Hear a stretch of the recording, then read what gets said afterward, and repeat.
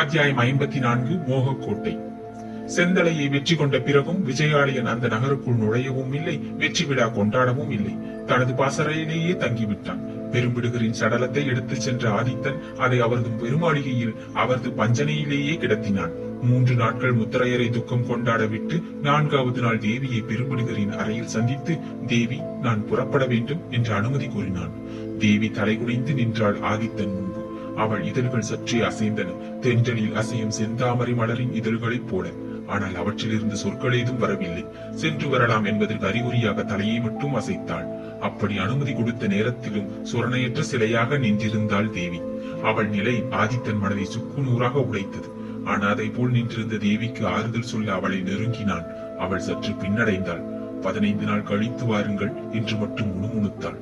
ஆறுதல் சொல்ல நெருங்க முற்பட்டு முடியாததால் சில வினாடிகள் ஸ்தம்பித்து நின்றான் ஆதித்தன். பிறகு தானும் பின்னடைந்து, 15 நாள் கழித்து வருகிறேன், ஆனால் நீ வீரன் மகள் என்பதை மறவாதே, வீரன் மருமகளாக போகிறவள் என்பதையும் மறவாதே என்று கூறிவிட்டு சற்றென்று திரும்பி நடந்த ஆதித்தன் முத்தரைய பூபதியின் மாளிகை படிகளில் வெகு வேகமாக இறங்கி தனது புரவியில் தாவி தந்தையின் பாசறைக்கு வந்து சேர்ந்தான். அவன் வந்த சமயத்தில் விஜயாலயன் புரவி பயணத்துக்கு சித்தமாக நின்றிருந்தது. படைத்தலைவர்களில் இருவரும் காலாட்படையும் தேர்ப்படையும் புறப்பட அணிவகுத்து நின்றிருந்தன. பயண ஏற்பாடுகளை கண்ட ஆதித்தன் கண்களில் வியப்பு தெரிந்தது. நீங்கள் இன்று புறப்படுவதாக அறிவிக்கவில்லையே என்று வினவினான் வியப்புடன். விஜயாலயன் தனது வீர மைந்தனை உற்று நோக்கினான். போர் முடிந்து விட்டது, இனி இங்கு அலுவல் ஏதும் இல்லை என்று சொன்னான். ஆதித்தன் தனது கண்களை தனது தந்தையின் கண்களுடன் கலக்க விட்டான். எனக்கு சொல்லி அனுப்பவில்லையே என்று வினவினான். இல்லை, சர்வசாதாரணமாக சொன்னான் விஜயாலயன். ஏன்?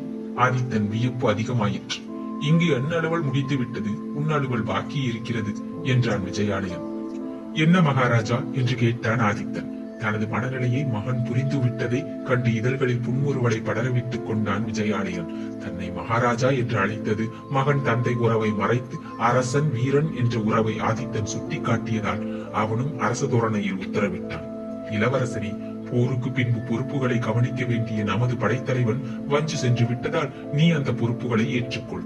செந்தலை இளவரசி சோழ தேவியாகும் வரை இங்கேயே இரு. இந்த போரில் தோல்வியடைந்த முத்தரைய வீரர்களில் நமது படையில் சேர யார் விரும்புகிறார்களோ அவர்களை சேர்த்துக்கொள்.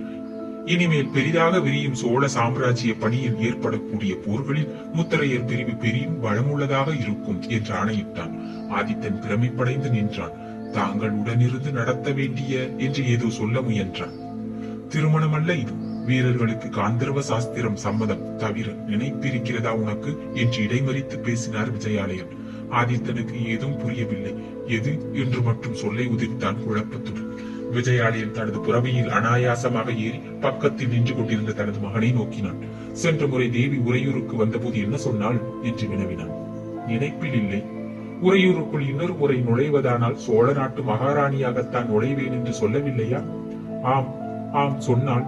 அவள் சபதம் நிறைவேற்றவும் மகாராணியை எதிர்கொள்ள உறையூர் தயாராய் இருக்கும் என்று கூறிய விஜயாலயன் தனது வலது கையை ஆதரவாக மைந்தன் தோள் மீது வைத்தான். பிறகு புறவியை சேனத்தை இழுத்து நகர்த்தினான். அவனுடன் படையின் பெரும்பகுதி நகர்ந்தது. விஜயாலயன் சென்றதும் அங்கிருந்த பாசறையிலேயே தங்கினான் ஆதித்தன். அடுத்த ஒரு வாரத்தில் முத்தரையர் படைப்பிரிவு சோழர் படையுடன் இணைக்கப்பட்டது. அதன் அணிவகுப்பு முறைகளை ஆதித்தனே மாற்றினான். அந்த ஏற்பாடுகளை முடித்துக் கொண்டு சரியாக தேவி சொன்ன 2 வார கெடு முடிந்ததும் முத்தரையர் மாளிகைக்கு சென்ற ஆதித்தன் நேராக தேவியின் அறைக்கு சென்றான். முத்தரைய பூபதியின் பஞ்சனையிலேயே அமர்ந்திருந்தாள் தேவி. அவளை கண்டு ஆதித்தன் அதிர்ச்சியடைந்தான் ஒரு வினாடி, மகிழ்ச்சியடைந்தான் மறு வினாடி. தேவி பரிபூர்ண அலங்காரத்துடன் அமர்ந்திருந்தாள் பஞ்சனையில். சற்று எட்ட இருந்த மஞ்சத்தில் தட்டில் பால் இருந்தது. அது முத்தரைய பூபதியின் மதுக்குவளை என்பதை உணர்ந்த ஆதித்தன் தேவியை நோக்கினான். அவள் கமல கண்கள் அவனை ஏறெடுத்து நோக்கின. செம்பருத்தி இதழ்கள் லேசாக விரிந்தன. சற்று எட்ட இருந்த தூங்கா விளக்கு காற்றில் கண்களை சிமிட்டியது. இந்த சூசகங்களின் பொருளை புரிந்து கொண்ட ஆதித்தன் உணர்ச்சிகள் எல்லை கடந்தன. தேவியின் பஞ்சனையை அணுகி அவளை வாரி எடுத்து அணைத்தான். பிறகு பக்கத்தில் உட்கார்ந்து கொண்டான். முதலில் அதை அறிந்து விட்டு வாருங்கள் என்று தேவி குவளையை காட்டினாள். மதுவா என்று வினவினான். இல்லை, பால். அது மது குவளையாயிருந்ததே. இருந்தது. இப்பொழுது புது எஜமானருக்கு தகுந்தபடி மாறுகிறது. ஆதித்தன் அவள் பக்கத்தில் இருந்து எழுந்திருந்து சென்று பாலை அருந்தினான் சிறிது. பிறகு தனது வாளை கழற்றி பஞ்சனையில் தேவியின் பக்கத்தில் எறிந்தான். பிறகு அவளை நோக்கி குனிந்து, தேவி, அந்த குவளையில் பால் இல்லை, மதுதான் இருக்கிறது. இல்லையே எனக்கு ஏன் இத்தனை வெறி ஏற்பட வேண்டும் என்று சொன்னான். காரணம் கந்தர்வம் என்று முணுமுணுத்தாள் தேவி. என்ன வியப்புடன் கேட்டான் ஆதித்தன். உங்கள் தந்தையின் உத்தரவு. அதெப்படி உனக்கு தெரியும்? என்னை அறியாமல் எதுவும் நடக்க முடியாது. நீ வேவுக்காரியா? ஆம், உங்களை வேவு பார்ப்பேன். என்னை விட்டு நீங்கள் வேறு எந்த பெண்ணையும் தொட முடியாது. இதை சொன்ன தேவி கலகலவென நகைத்தாள். ஆதித்தன் நகைக்கவில்லை. காந்தர்வத்திற்கு சாட்சியாக தூங்கா விளக்கு நிலைகுத்தாக எரிந்தது. வெட்கம் கெட்ட பிறைமதியும் வான வெளியிலிருந்து பஞ்சனையை நோக்கியது. 2 நாளில் உறையூர் இளவரசனையும் இளைய ராணியையும் குதூகலமாக வரவேற்றது. சங்கரநாராயணனே நேரில் வந்து அவர்கள் திருமணத்தை சாஸ்திரப்படி நடத்தி வைத்தார். அத்துடன் தான் ஏற்கனவே பிரதிஷ்டை செய்திருந்த மோகன சிலையை கையில் எடுத்துக் கொண்டார்.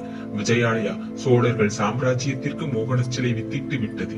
இது இனிமேல் நாகப்பட்டினத்தில் பிரதிஷ்டை செய்யப்படும். இன்னொரு காலத்தில் இன்னொரு சோழன் கையில் அகப்படும். அப்பொழுது சோழ சாம்ராஜ்யம் கடலுக்கு அப்பாலும் விரியும் என்று கூறினார். வானசாஸ்திரிக்கு விஜயாலயன் குடும்பம் தலைவணங்கியது. அவர்களை ஆசீர்வதித்த சங்கரநாராயணன், விஜயாலயா, தஞ்சைக்கு செல். சோழர்களின் அந்த 3வது தலைநகரம் பெரும் சரித்திரத்தை சிருஷ்டிக்கப் போகிறது வரலாற்று. உன் படைத்தலைவன் இதயகுமாரன் இத்தனை நேரம் அங்கு வந்திருப்பான் என்றார். இதயகுமாரனா என்று வினவினான் சோழதேவன். ஆம், அவன் காலில் சூரிய சக்கரம் இருக்கிறது. அவனை முதலில் அங்கு காலெடுத்து வைக்கும்படி நான் தான் கூறினேன். அவனுடன் உன் மகள் கண்ணழகியும் இருக்கிறாள். அவள்தான் அந்த மோகன சிலையின் பிரதிபிம்பம். இந்த சிலை போகிறதே என்று கவலைப்படாதே, உயிர் சிலை துடிப்புடன் இருக்கிறது தஞ்சையில் என்று கூறிவிட்டு புறப்பட்டார். தஞ்சையின் சிறிய மாளிகையில் நின்றிருந்த மோகன சிலை உணர்ச்சி துடிப்புடன் இருந்தது. இதயகுமாரன் கைகள் அவளை சுற்றி கொண்டிருந்தன. சாளரத்தின் மூலம் வெளியே பார்த்த கண்ணழகி, இது அப்படி உறையூரை விட பெரிய நகரம் அல்லவே, இதை என் தலைநகரமாக தேர்ந்தெடுத்தார் தந்தை என்று வினவினாள். பெரிய சாம்ராஜ்யங்கள் சிறிய நகரங்களில் இருந்துதான் விரிந்திருக்கின்றன. சிறிய அணுவிலிருந்துதான் பிரம்மாண்டம் உற்பத்தியாகிறது. சிறிய மனிதர்கள் பெரிய மனிதர்களாகிறார்கள். உதாரணமாக என்னை பார். நான் சில நாட்கள் முன்பு குறுகிய சோழ நாட்டின் படைத்தலைவன். இப்பொழுது உறையூரிலிருந்து வஞ்சி வரையும் இந்த தஞ்சை வரையும் விரிந்துள்ள சாம்ராஜ்யத்தின் படைத்தலைவன் என்றான் இதயகுமாரன். ஒன்றை மறந்து விட்டீர்கள் என்று அரசகுமாரி புன்னகை கொட்டினாள். எதை? நீங்கள் சாம்ராஜ்யபதியின் மருமகன் என்பதை. சற்று எற்ற விலகி நின்ற இதயகுமாரன் கண்ணழகியை கவனித்தான். 2 கைகளையும் நீட்டினான். அந்த கைகளை நோக்கி நடந்து வந்தாள் கண்ணழகி மெதுவாக. மோகன சிலை உயிர் பெற்று நடந்து வருவது போன்ற பிரேமையில் அவன் கைகளை நீட்டியபடியே நின்றான். கண்ணழகி அவன் கைகளில் அடைக்கலம் புகுந்த பின்பும் அவன் பிரமிப்பை கவனித்தாள். எந்த கோட்டையை பிடிக்கப் போகிறீர்கள் என்று அவன் தோளில் சாய்ந்து காதில் முணுமுணுத்தாள். மோகன கோட்டையை என்ற இதயகுமாரன் இதழ்கள் முணுமுணுத்தன. கோட்டையும் அவன் இஷ்டப்படி அவன் கைகளில் வளைந்தது. சாண்டில்யனின் மோகன சிலை நாவல் நிறைவுற்றது. நன்றி, வணக்கம்.